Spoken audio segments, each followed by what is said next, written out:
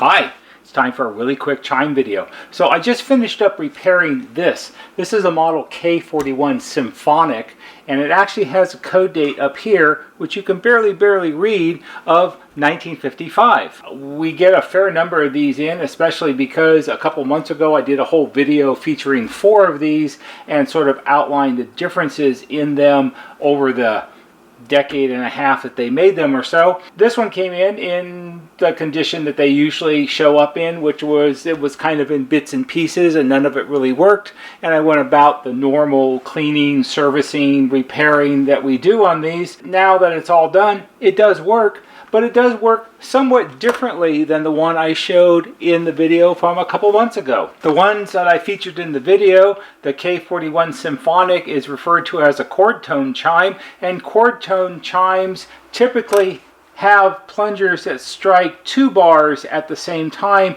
giving it sort of a chord effect. It gives it a different sort of sound than other 8-note bar chimes do. This one isn't like that. This one, the switchboard assembly, the switchboard assembly is on the back of the unit. It's the part that the motor turns the contact and it makes the connections. And it's actually somewhat of a different switchboard design. It's wired up differently than the last one that I repaired. All of that being said, this is still a very pleasing and nice sounding chime, but it is just somewhat different than what we've heard in the past. So let's go ahead and ring it.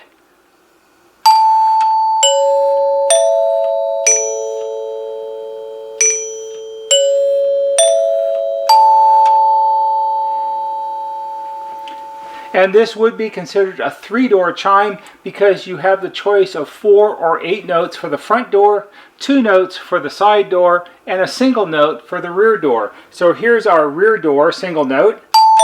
Oops, that was the side door, wasn't it? 2 notes. The 2-note design was something that was part of, I guess, what could be called the chime wars of the 40s and 50s, where different companies that made door chimes were trying to come up with new innovative ideas to make their chimes sound and act differently than all their competitors did. The K41 and a few other chimes that NuTone made in the late 50s and just in the beginning part of the 60s had 2 notes for the rear or side door. It depends on how you hook up the wires. So how do they accomplish that? Well, down here you have this oddly shaped metal plate, and here's a solenoid here with a plunger that pops out and hits this tone bar.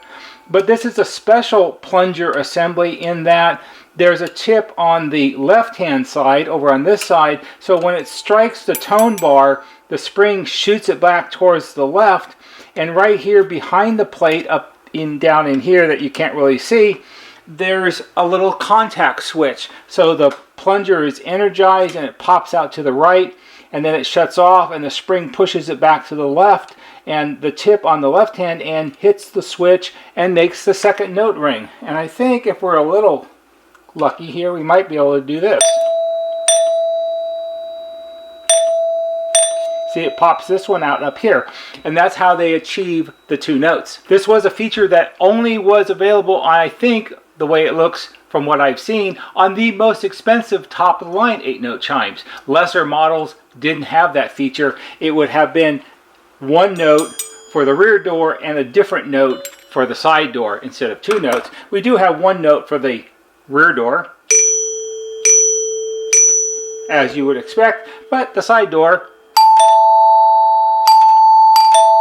And of course, if you really wanted to, for whatever reason, you can hook up the doors any way you want. You could have the front door be 2 notes and the side door be the 8 notes. It doesn't really make any difference. The chime doesn't care. It's just going to ring however you hook up the wires. So that's a look at a somewhat different K41 Symphonic.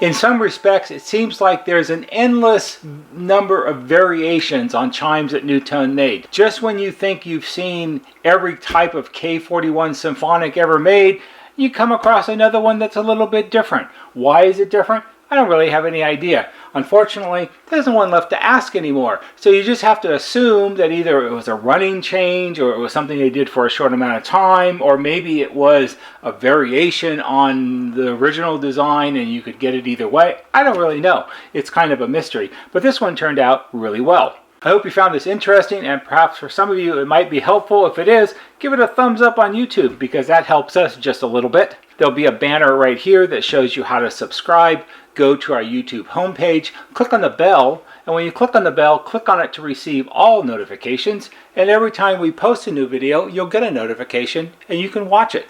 That's all for today. See you on the next video.